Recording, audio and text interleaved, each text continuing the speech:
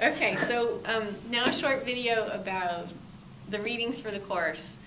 Obviously, the first reading you encounter is from the National Research Council, and it's free for downloading. And it's a summary of the latest research about how people learn. I found it very helpful to do research about how people learn. This has been one of the latest, greatest scientific frontiers. Learn how we learn. Actually, the physiological things that occur in the brain that cause us to create memories and therefore learn. And I find it helpful to read about their research so that I can orient myself to maximize my own learning and also orient my research and the products of my research to help people as they learn from me. So yeah, I'm hoping that you'll also find that helpful. Now, in terms of a classic textbook, we've chosen David Jonassen's Learning to Solve Problems. In my experience in infrastructure planning and management, most of what we're trying to do is in the management of infrastructure resources is to try to solve problems that society is experiencing, society, economy, environment, right? Now, Jonassen has a marvelous introduction to the different kinds of problems that exist, and he does a really nice job of explaining that the kind of research you do, the kind of approach that you take in doing research ought to be oriented to the type of problem that you're trying to solve. So, I mean, that sounds straightforward, but really it can be complicated really quickly. So you'll be reading a great deal in Jonassen, and Jonassen will introduce you to 5 different approaches to doing research around solving problems. We're going to narrow down from those 5 different approaches into 3 different approaches, and you'll be asked to choose one as the leading approach to your capstone research. Now, one way of describing these 3 different approaches, and you'll obviously hear more about it in this lesson, one way of understanding them is that there's purely qualitative research, there's a mixture of qualitative and quantitative, and then there's more heavily quantitative research out there that you can do. Now, the qualitative research we describe as the case method of research. You're going to have a number of readings from the Kennedy School of Government on doing case study research. We're also going to introduce you to the classic in research design for case studies, Robert Yin, Case Study Design and Methods. Now,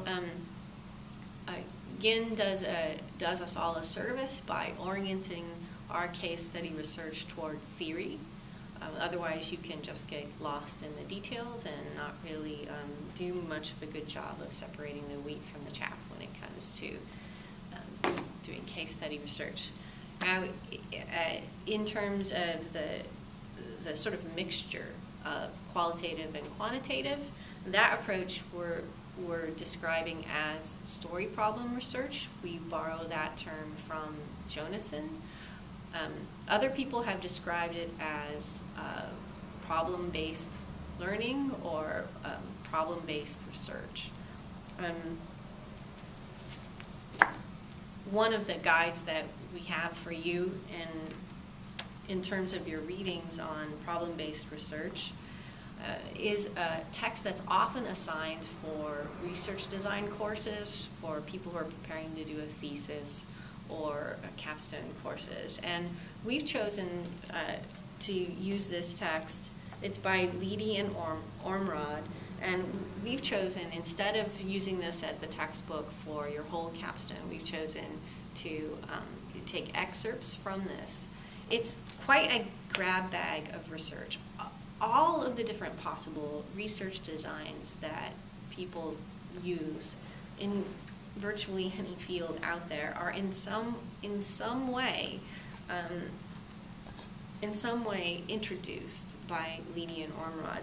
So you can imagine you're going to really just choose one. And these guys are giving you a very wide selection of choices. It doesn't matter to them. You could be interested in something that's more quantitative, something that's more qualitative. You're just introduced to lots of different research designs and given a snippet of an introduction to what that research design means and how it compares to other kinds of research designs. So in terms of choosing mixed methods and in terms of identifying a problem and then trying to do research that helps orient toward a solution to the problem, this is good in terms of giving you a lot of different options for approaching your research. Now, a lot of these options presented in Leidy and Ormrod aren't going to be suitable for doing research over just a 2-quarter period.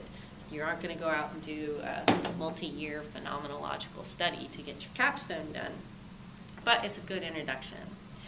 Now, in terms of systems analysis and the more quantitative types of research that are available to you, we're going to reintroduce you, and hopefully in a whole new way now that you've had the benefit of all the courses in the program, we're going to reintroduce you to a text that you read in the very first course that you took, the first core course, the Introduction to Infrastructure Systems course in this program. And it's Rosenhead and Mingers, Rational Analysis for a Problematic World Revisited.